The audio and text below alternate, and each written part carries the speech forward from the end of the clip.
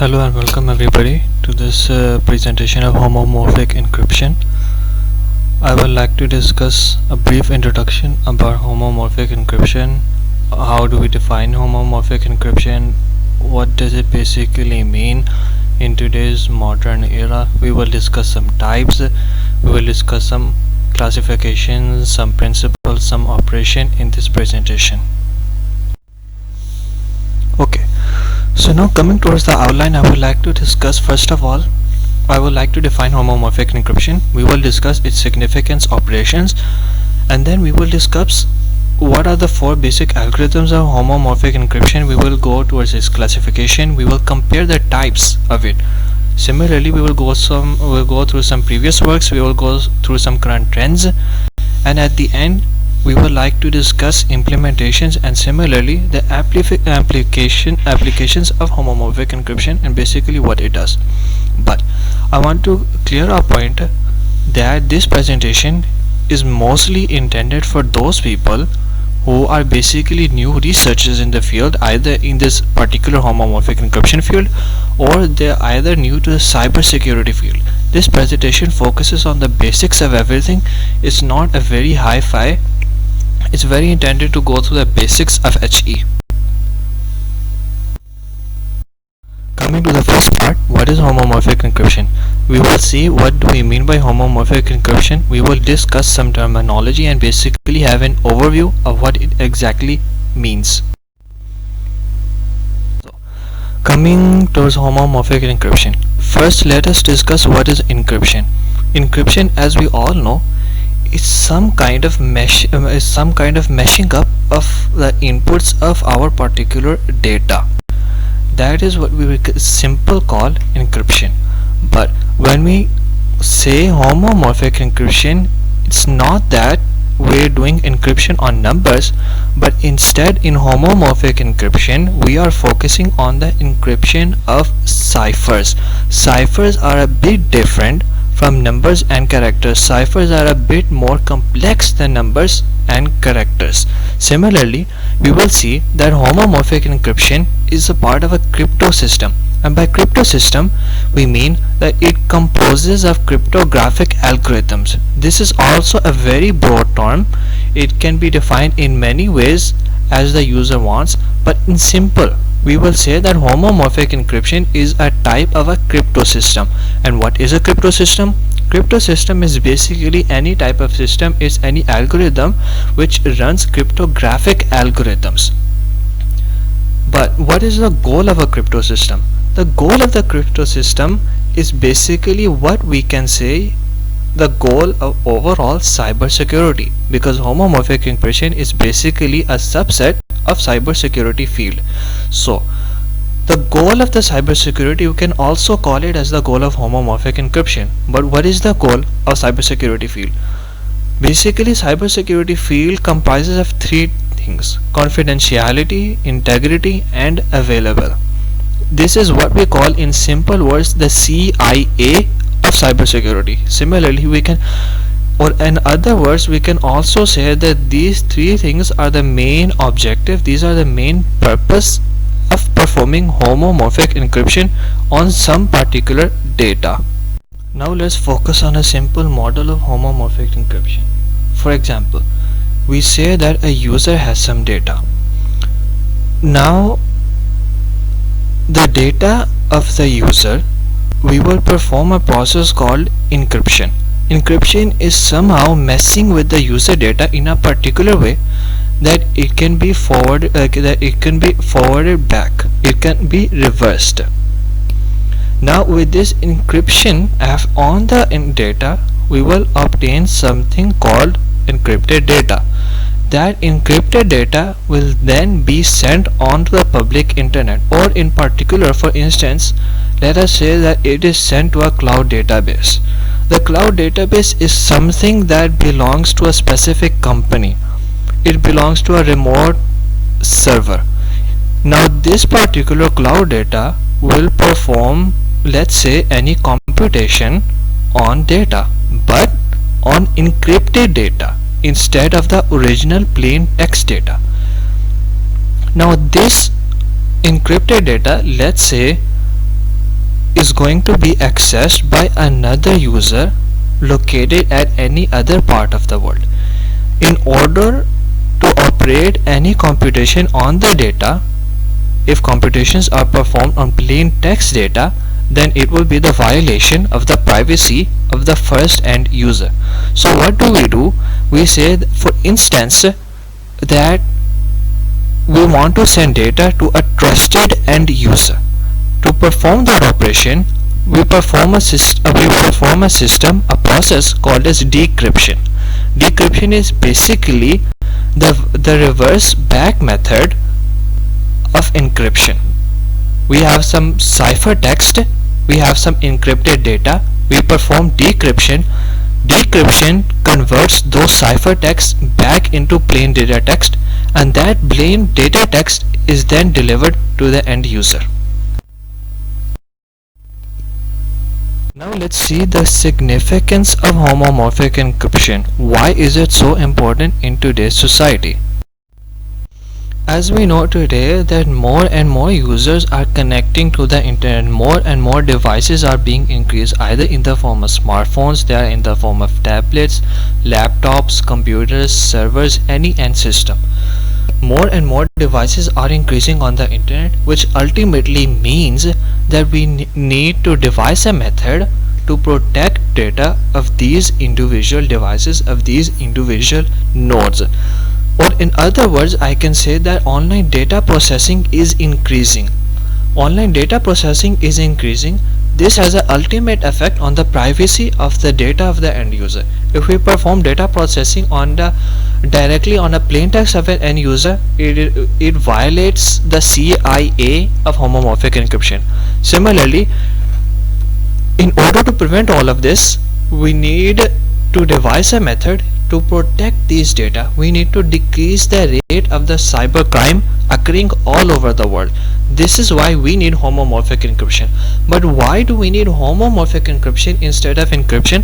We will discuss in a second that why is homomorphic encryption more important as compared to simple standard encryption.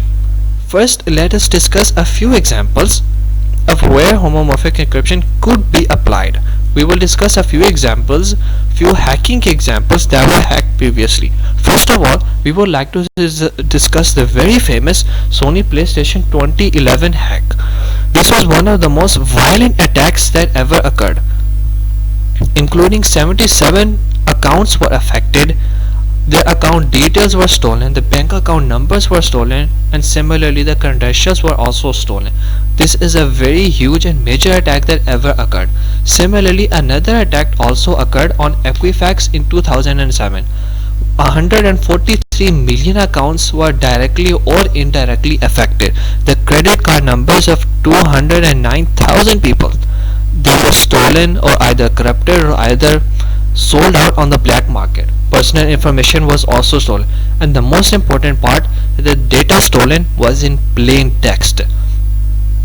They didn't have any type of protection, they didn't have any type of encryption to do on the user's data in order to protect it, but instead the data was stolen in the plain text. This is a major breakthrough, this is a major problem that occurs in cybersecurity. Therefore, there is a major need to protect our online data. Next, we will discuss the operation of homomorphic encryption, basically how it works.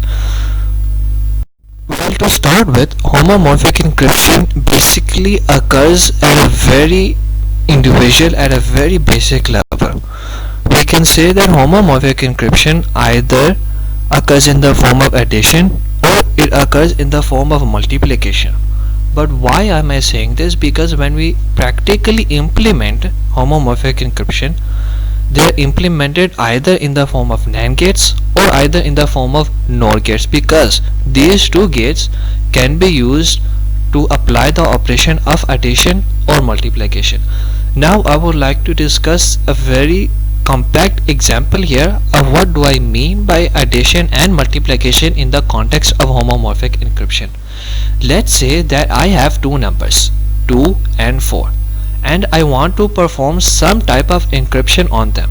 That encryption, let's say, is a function which doubles the input that I give it. 2 is doubled to produce 4 and 4 is doubled to produce 8. This produces a result of 12, and this 12 is then decrypted back into 6. Now in this manner 2 plus 4 is equal to 6.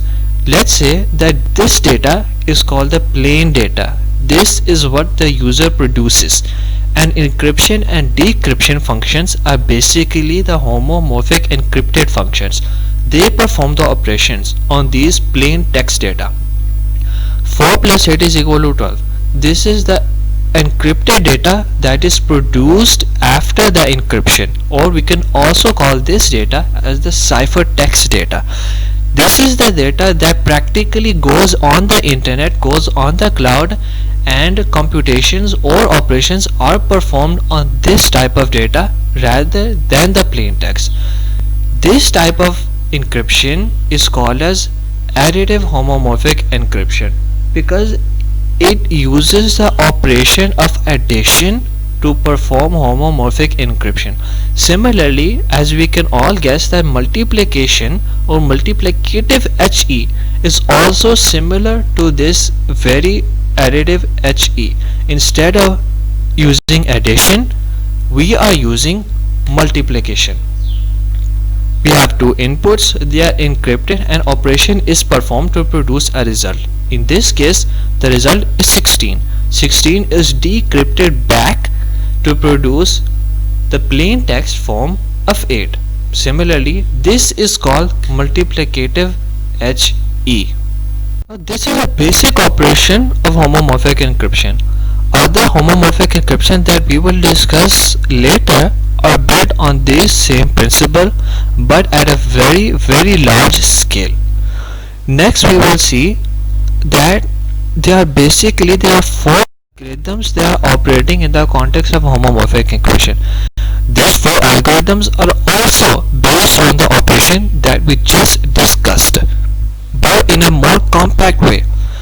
The first of the 4 algorithms is called, let's say, the encryption method, or I can say the key generation method. In the key generation method, I say that we produce either a public key or a private key. Now these are two different things. These are recently two developed new things. What I mean by a public key, let's say that I encrypt my data and I want to send it on the cloud. For instance, let's say that I have some data and I have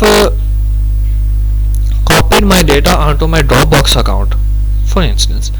And Dropbox, for instance, let's say wants to produce any type of computation, it wants to produce any type of operation on my data. So what it will do, it will produce an encryption, it will produce an encrypted data using a public key. So a public key is a sort of encryption key. When performed on data, it produces the result which can then be processed into the public. This is what we call a public key. And now, as we can guess, private key is another different thing. Private key is when, for example, an end user wants to access their data. Let's say that I want to access my data back. Dropbox will send me my data in encrypted form, in ciphertext form, and then I will have the private key in order to decrypt my data. This is why we called it is a private key, because it can only be used by the end user. Now the next is what we call an encryption function. In encryption function, we say that we have basically a function. It takes two inputs, the first plain text as we discussed before, and the second it takes public or private key depending upon the encryption you are going to perform. And now it performs any operation, but in this context, let's say that it performs the addition operation. It adds both of them. Then it generates something called as encrypted data in encrypted form, or we can say that it performs the ciphertext. It generates the ciphertext. Next, after encryption, we can see that the most important is decryption. Now we have generated the ciphertext, we have generated the necessary mashed up version of our data.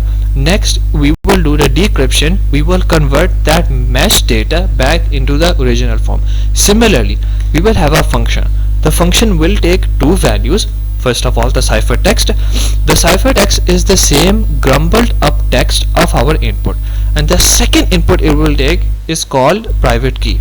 Because private key we are using in this case because an end user wants to have access to the encrypted data. That is why we are using private key here, and this is only accessible by the end user.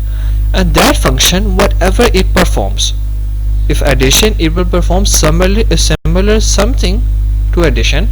In case of multiplication, it will perform the opposite of multiplication, and it will produce some useful data. Now step 3 was about performing the ciphertext, performing the operation on the ciphertext either on an end user. The end user wanted to gain access to the data, that is why we use the private key. But let's say that our data wants to be processed in the public. This is where step 4 comes in, the evaluation or the processing of the data. This is the most core part of the homomorphic encryption. This is where we perform operations, we perform computations on our encrypted data, on our ciphertext data. This is, as we discussed, this is one of the core parts of HE. This is performed in the cloud, and any third party needed to compute data for some purposes. But remember that data is already encrypted with the public key, and computation is performed on the encrypted data, which means that the user, the party, that whoever party is performing an operation on the ciphertext data, he does not have access to the original plain text data. This is why we use homomorphic encryption instead of standard encryption, because in homomorphic encryption we have data in the form of encryption. We have encrypted data. Whoever wants to perform any type of operations will have to deal with the encrypted form. Now, some additional operations, some additional actions which can also be performed on homomorphic encryptions are these. Data is somehow stored on the server, as we discussed before, where I mentioned that I store my data in some type of Dropbox server. And second, data is requested from user. This user could be anyone that wants to perform data, that wants to perform operations on the data, or it can be the end user who wants to have access to the plain text. And third one, the server sends the response of some computational performance back to the end user. The user says that, hey, I want to perform some data, or I want to perform some operations on my data, can you do it for me? The server says, yes, I can do it, send me the encrypted form. The user sends the encrypted form, server performs some useful computation, some useful operations, and sends the result back to the user. The user then decrypts it and uses it. Now, as we have discussed the operation, now we will discuss the classification. How many types of homomorphic encryption are there basically, and how do we define them? Now, the first one is what we call something as PHE, or partial homomorphic encryption. Partial is something that we can say that either single operation, either addition or either multiplication, can be performed on encrypted data, but the operation can be performed a number of times. This is something to be differentiated. The single operation means that we are either performing addition or multiplication on encrypted data. We can perform only one, not two at the same time. Now, whatever operation we are performing, let's say that I am performing multiplication, I can apply the multiplicative process on data the number of times I want to.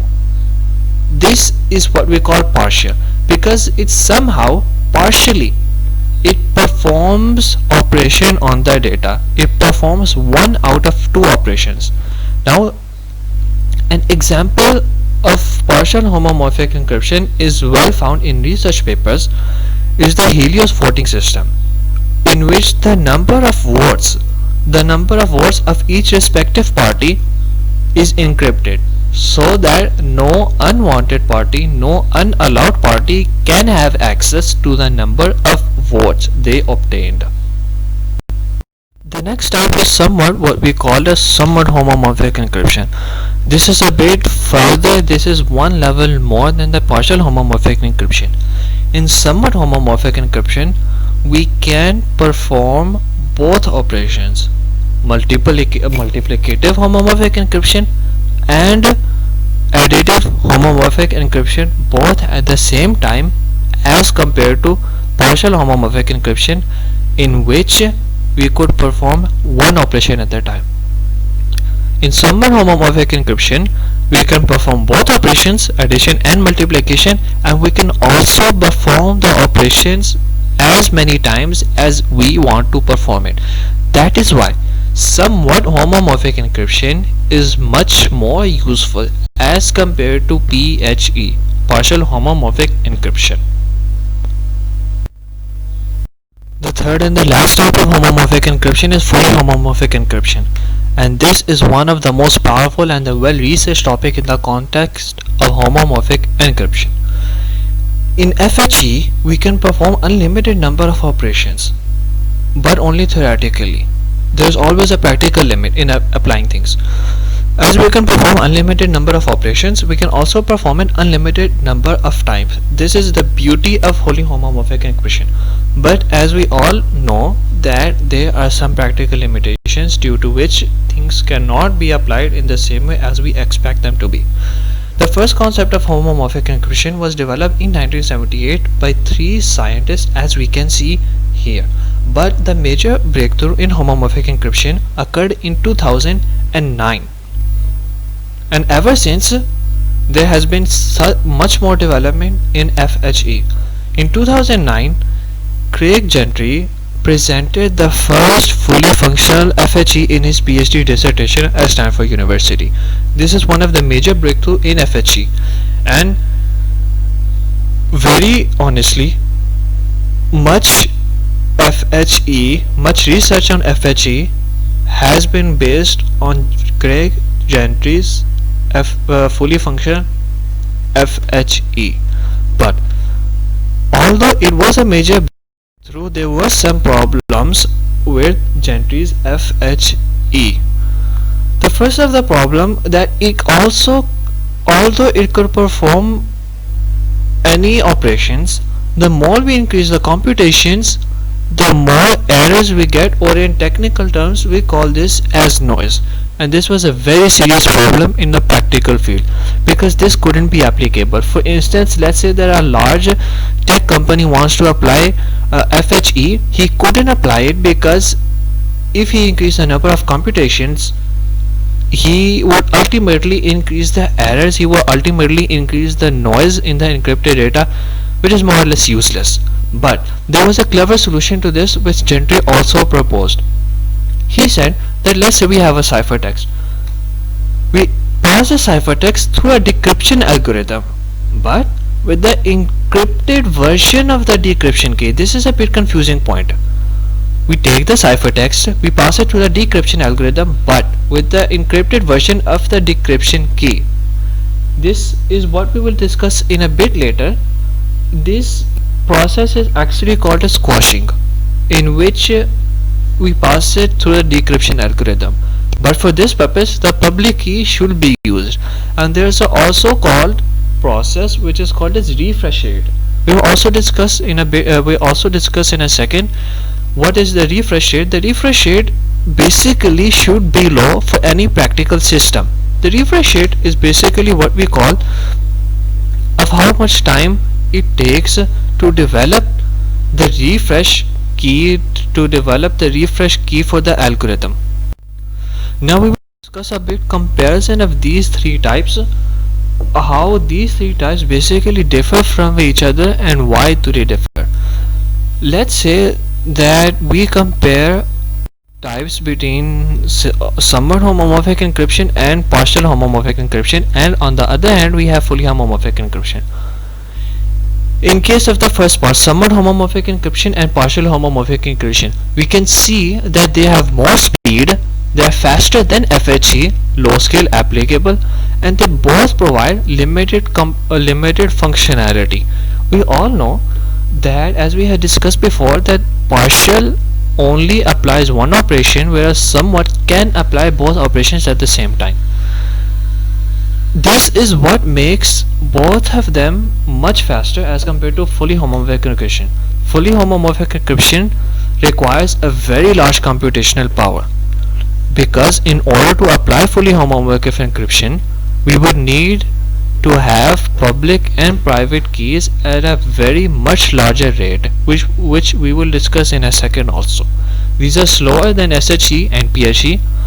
FHE are typically not kind of practical in today's, but they can be applicable if one has a lot of resources which they can apply, and theoretically it provides unlimited functionality.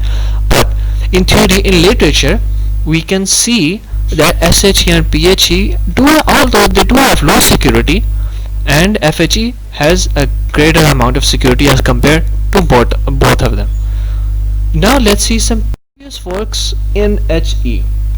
What previous researchers have done in the context of HE. First of all, I would like to discuss two main things in this context. Although things can be very much complicated at this step, but I would like to keep things very simple. As we have discussed, that the first concept was introduced by RSA in 1978, and the second was Gentry's own FHE. Although as RSA presented FHE in 1978, it was the dawn of homomorphic encryption. It only used public keys, and the encryption involved in it was somewhat the factorization of prime numbers. Instead of using any standard function, for example doubling an input, they used the factorization of the prime numbers as the encryption key required for the encryption. In Gentry's FHE, Gentry basically applied a very clever technique to generate FHE. He didn't directly generate it, but he indirectly generated it. He converted somewhat homomorphic encryption into fully homomorphic encryption. He used a technique called as bootstrapping. Bootstrapping is basically when we convert SHE into FHE. This is what we call bootstrapping, and this basically defines the extent of Gentry's FHE. The more bootstrapping you can do, the more applicability you can achieve with FHE. And Gentry applied his technique, his FHE, based on lattice algebra, which is a discrete mathematics subset.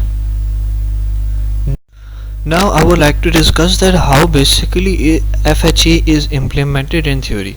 First of all, as we discussed before, and Gentry also applied to it, that FHE can be implemented by lattices. But lattices had a major disadvantage, is that they produced a public size key of approximately equal to 2.3 GB, which is a huge amount. This is not applicable practically on a very large number of users. Lattices had this major disadvantage. The second type was integer based, and the third was ring learning with errors. These are basically very complex topics in discrete mathematics which can be studied individually, but we are not going to discuss it here because there are very complex topics and they cannot be explained in a very minute amount of time. So we will discuss our topics one by one, and we will see first of all what is meant by lattices. By lattices we mean lattice algebra. This is also a basic subset. As we discussed before, that this generated a huge size for public key, which is not physically applicable because we have a very large amount of users. A number of researchers tried to apply FHE using lattices, relatively with a small amount of with a small size of FHE, but it didn't go very well. There were some disadvantages with lattices. For instance, let's say I have attached the references below. In that references the paper number 1, it implemented FHE using lattices on a Core i7 at the rate of 3.4 GHz and 32 GB of RAM. But this produced a public size key of whopping 5.6 GB, which is a very huge amount. This cannot be applicable practically. The second thing we can see is integer based. Integer based, it was particularly produced by the authors of reference to paper number 2, and similarly a number of other authors have also presented it. We can see the reference paper number 3, he produced a public size key of 10.3 MB, which is very much applicable. But 3 was a bit modified version of paper number 4. All of these papers I have attached in a separate file below. You can see them. The difference in these two was basically of the selection of the parameters. They use different parameters to select in order to perform their encryption, and that is what makes this 10.3 file MB. And the third one is ring learning with errors. This is also basically a modified version of learning with errors. We can say that ring learning with errors is a bit modified version. It was originally presented by the authors of paper number 5. Also, it had a bit positive point that the solution of this can be reduced to the hardest of lattices, which means that up till the extreme which lattices can be formed, ring learning can produce those solutions very easily. It didn't have a very much hard time. It also implemented by the paper number 1. It reduces the complexity of Gentry's FHE, which is also very much applicable in some practical point of view. But as we all know that all of these three types, they have some scalability, they have some limitations, and which method you apply all depends upon your necessity, all depends upon your requirement of what you are basically requiring. Now we will, as we have discussed some previous works, we will discuss of some current tense. What are basically the current tense of homomorphic encryption? What is happening today in the domain of homomorphic encryption? First of all, before considering each specific example of current tense, I would like to discuss a very few common things which are also presentable in this context. First of all, there are a number of encryption schemes that are available today. Some of them are presented in 6. In the site description box, we can see that EHC scheme is presented in paper number 6, which is IND-CCA secure. I would like to discuss a bit detail on this. Basically, EHC is a new type of homomorphic encryption. It basically uses the concepts as we discussed before, but in a new way. IND-CCA is basically an other objective of cybersecurity field. We discussed the first one, that is CIA, before at the start of the presentation. IND-CCA is another objective that we can also obtain in the context of the cybersecurity field, or in specific, if we say, we can see that it can be applied in the context of homomorphic encryption. Basically, 7 and 8 papers have also discussed some non-interactive solution of homomorphic encryption. Now we will discuss a simple general scenario of how this actually works. Let's say that we have two users, Alice and Bob. Alice has some data that she wants to perform an operation on, but the problem is she doesn't have any resources to perform that particular operation. She comes to know that Bob somehow has the function that can perform the operation on any type of data. So Alice also doesn't want to share the data in plain text form, so Alice sends the data in encrypted form to Bob, and Bob receives the data, performs an operation, and sends it back to Alice. Alice then decrypts the data and performs the necessary operations if she wants. Although the operations were performed by Bob, if there are some simple applications that she wants to perform, she is easily available to perform it. Now let's talk about some specific examples in the current trends. First of all, I would like to discuss here that machine learning is also stepping in the field of homomorphic encryption. Let's see. The author authors of paper number 9, they implemented linear means and Fisher linear discriminant in homomorphic encryption. Basically, these are two algorithms in machine learning that are applied to homomorphic encryption. This can also be viewed at paper number 9. Another author has implemented neural networks on encrypted data, which was achieving 59,000 predictions per hour. This is also a major breakthrough, but the problem with this is the same, that it cannot be applied at a major scalable at a very large level. They next presented some logistic regression using various homomorphic encryption schemes. They used only additive homomorphic encryption, and also their work, which means the authors of 11, they were based on the work of Perlier, LWE, ring learning with errors, and ring learning with errors along with simple learning with errors. And the next, they applied homomorphic crypto system, or in other words the same thing, homomorphic encryption, to facial recognition. This is also a very major application of machine learning in the context of homomorphic encryption and vice versa. Similarly, we can see that there are a number of other homomorphic encryption that are also presentable. Gentry along with two other scientists somehow managed to reduce the level of noise that was originally produced in Gentry's FHE scheme. They presented their work in paper number 13, which can also be seen anytime. But how did they manage to do it? This is a very clever technique also. They, instead of increasing the addition in multiplicative operations, they rather increase it exponentially, which means that instead of, as soon as the multiplication operations are increased, they are not increased exponentially, but they are increased additionally, which means that, for instance, let's say that we are performing 3 multiplicative operations, so 3 additive operations will also be performed. This is the range in which the noise will be increased instead of exponentially, which was previously being generated in Gentry's original 2009 scheme. And another very important major breakthrough in the context of FHE is the application of homomorphic encryption and quantum technology. Quantum technology is a very hot field in today's modern era, because most of very large industries are trying to perform quantum technology. They are trying to produce quantum computers because they have very large capacity as compared to today's traditional computers. Some of the quantum computings, IBM is performing quantum computing, Intel, Microsoft, Google Quantum, AI Lab.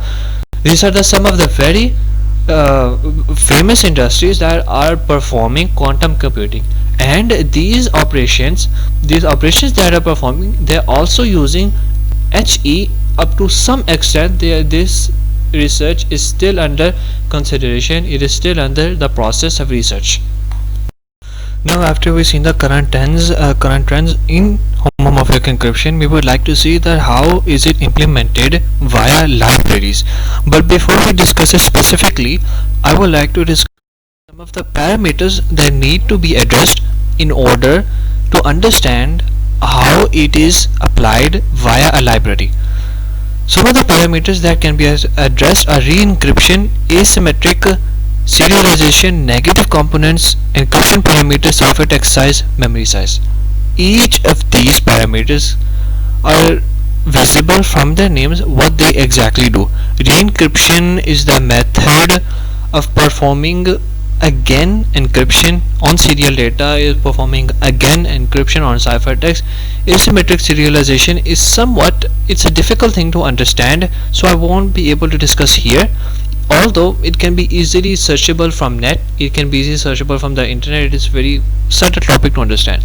Negative components is also when we introduce negative parameters into the encryption instead of using positive always all the time. Encryption parameters, these are also a very few things that we have to discuss.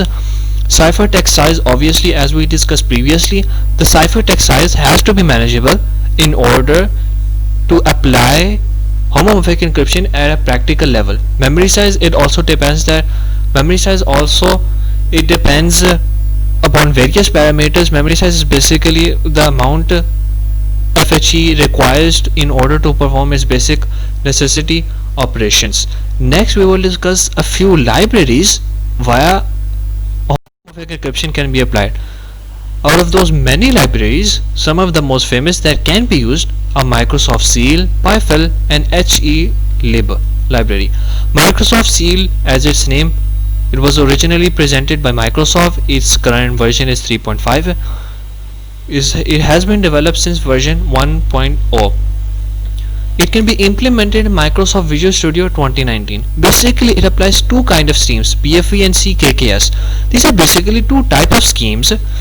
What we mean by homomorphic encryption scheme is that it performs addition or multiplication in a very specific way that it differs from other encryption schemes. Basically, this is what we call an HE scheme. It's nothing else. PyFile is a Python library and its latest version is version 2.0. PyFile library is basically a library that you can download and operate on any type of a computer with large computing power. This is the only condition. You have to require very large computational power. It allows subtraction, attraction, multiplication over encrypted data. It depends upon three dependencies: Seal, which is Microsoft Seal as we discussed, HElib, which is also, and PailSide. It is also another library used in homomorphic encryption. HElib was first developed by IBM. It has a better nodes management. It has robust bootstrapping algorithm, and it is implemented in HEIDE. This is the IDE used for HElib, and this can be found in paper number 15, which I have attached below. These were some of the major libraries that can be used in context of homomorphic encryption. Now next we have application of HE. This is the most important part of this whole entire presentation, is that we discuss where can homomorphic encryption actually be applied. But not least, applications of homomorphic encryption. As we have discussed, homomorphic encryption has a number of applications, but the only problem we lack is that its performance. It cannot be fully applicable at any stage, but we will still discuss some parameters, some applications that are worth discussing. First of all, bank transaction. To be ominent, bank transaction is something to ensure user account privacy, user account data. It's very clear from its description as well. Control system is something that we can use to protection of the sensors. Sensors are some real-time physical devices that sense the environment and report back to a computer node. In order to protect the data that travels between the node, that travels between the sensor and the main part, you can use homomorphic encryption so that it cannot be used by any other third party, unwanted third party. The third is cloud computing. This is also a very major application in cloud computing. As cloud computing is also evolving, homomorphic encryption can be used in cloud computing to ensure that user privacy is the first and for all priority, as well as its computations. These are also very important applications. Fourth one becomes the critical infrastructure, such as a nuclear plant data. For example, if there's a nuclear plant developed in any part of the world and it develops data which is required to be encrypted, instead of using encryption, we can use homomorphic encryption, which increases the level of the encryption as compared to standard encryption. WSN, wireless sensor network. This is also a very emerging topic. This is where protection of nodes come into place. Wireless sensor network, as the name suggests, is a network consisting of sensors deployed at different locations at a specific area. In order to protect the data among the nodes or any other, not just the data, any control message, any specific message between the nodes, we can use homomorphic encryption. Search engine optimization. This is also a very interesting application. For example, a user wants to search for some query, but he ensures that he wants his search to be encrypted. The search and the result both are encrypted. The search engine whoever it is, it operates the search based on the encrypted data and then sends the necessary result back to the user in encrypted form. The user then decrypts it, and then it is presentable in a usable manner. Similarly, as we discussed before, e-voting system is also another very important to ensure privacy of the respective parties. No unwanted party can access number of votes of any other party on big data. For example, this is a very specific CERN, the European Organization for Nuclear Research. This is produced 75 petabytes of data in 2010 to 2013. This is a very large number, 75 petabytes in 2010 to 2013. This also contained very sensitive data that couldn't be released into the public until very much processed. For this data encryption, homomorphic encryption can be very much used. Next, we have the fourfold summary of our presentation. We simply discuss introduction to HE. What is HE? Why do we need it in today's era? We discussed its importance, Sony PlayStation 2011 hack, Equifax 2007 hack. We discussed the types and operations of homomorphic encryption. We discussed what are the 4 algorithms used in homomorphic encryption, previous and current works in homomorphic encryption. Thank you everybody for watching this presentation, and if you need any more detail, you can feel free to contact me at below in the comments. You can email me anything, and thanks again for watching, and good luck for next time.